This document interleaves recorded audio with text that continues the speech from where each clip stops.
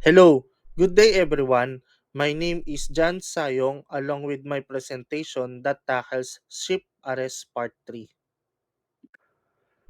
For learning outcomes, upon completion of this report, the student can identify the condition that give rise to the arrest of a ship, circumstances under a claimant have a right to arrest an alternative ship, and lastly, whether a claimant has the right to reassess a ship. What is ship arrest? Ship arrest, it is a legally prevented a ship from moving or trading as long as resolution is pending in court. It is under the authority of a court or of the appropriate judicial authority. It is done by issuing a warrant of arrest on the ship, and it is mainly to receive a certain maritime claims. What are the conditions which give rise to arrest of a ship? Under the 1952 Convention, a ship can only be arrested if there is a maritime claim against the ship. The maritime claim must arise in connection with the ship. The grounds upon which a ship may be arrested vary under the legal systems of different countries, but common grounds which may permit arrest may include ship collisions, salvage at sea, loss of life or personal injury in direct connection with ship operations, damage to cargo carried by a ship, unpaid pilotage and towage relating to the ship, violation of customs, regulations, road norms, health norms, and safety regulations. The advantage of ship arrest. The right to arrest a ship gives us several advantages in most countries.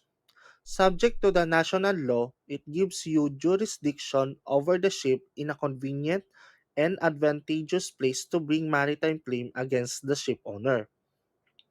It enhances the chances of your maritime claim being settled since the ship owner may want to avoid commercial disruption caused by an arrest.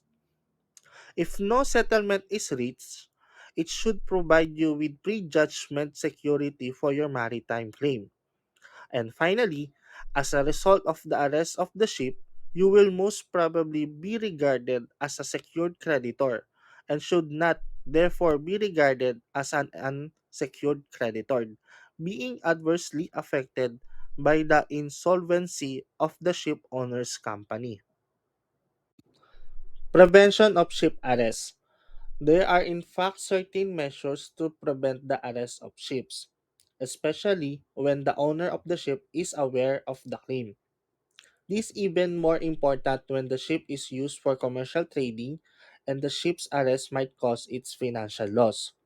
Hence, it is essential to foresee potential claims against the ship or the owner himself. In most cases, the owner renders an acknowledgement of service to the claim and offers security standards to gratify the claim with interest and cost.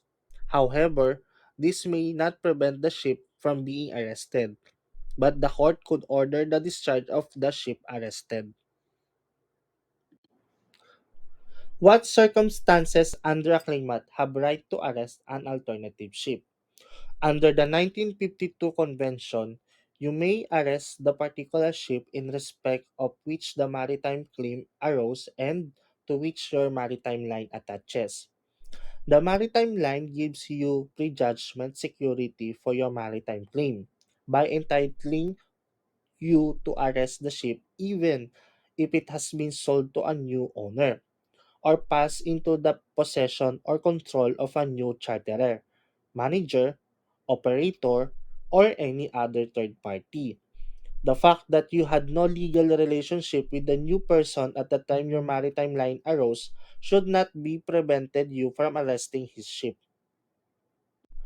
Also, under the 1952 Convention, instead of arresting the particular ship to which your maritime line attaches, you may arrest any other ship which is owned by the ship owner who has at that time when your maritime claim arose. The owner of the particular ship. The arrest of a ship or other than the ship to which your maritime line attaches is referred to as the arrest of a sister ship. The national laws governing the arrest of sister ships under the 1952 vary somewhat between countries, and as a general rule, a maritime line does not attach to a sister ship. National law will also determine whether you can by agreement give up your maritime line. Whether a claimant has the right to re-arrest a ship. Where in any state a ship has already been arrested and released, or security in respect of the ship has already been provided to secure a maritime claim. That ship shall not thereafter be rearrested or arrested in respect of the same maritime claim unless the nature or amount of the security in respect of that ship already provided in respect of the same claim is inadequate, on condition that the aggregate amount of security may not exceed the value of the ship. The person who has already provided the security is not unlikely to be able to fulfill some or all of that person's obligations.